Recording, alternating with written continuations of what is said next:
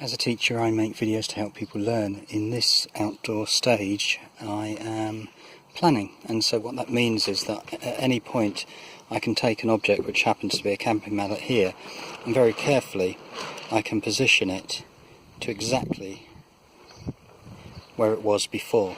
There's no secret to that because I'm using an on-screen Phi guide 3x3, which is actually inside open camera, but it's really useful because if you just want to take things away and put them back, I can see on screen instantly where I was before. Not only that, I can take it away and literally pull away, he says, the lovely product which I'm not about to talk about yet on the screen. I can bring that in, I can bring that in exactly, and that's exactly pretty much, oh no it's not, pretty much where I was before.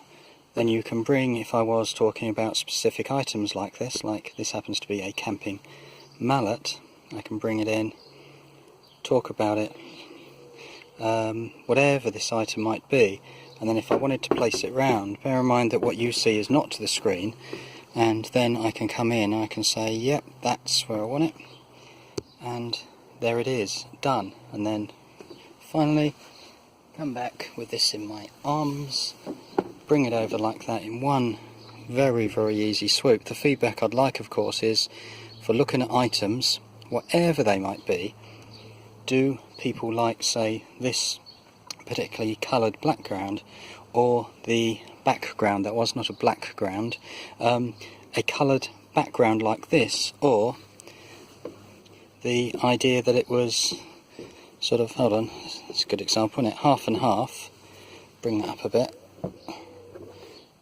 kind of, then you can place the item back again exactly there, and you've got half and half.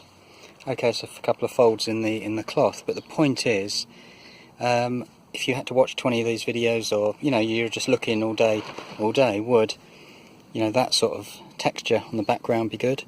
This is a good example because what we can bring is, although I'm going to bring it right up close and blur it out, from a blurry, you can see that that grid. Let's do it one more time.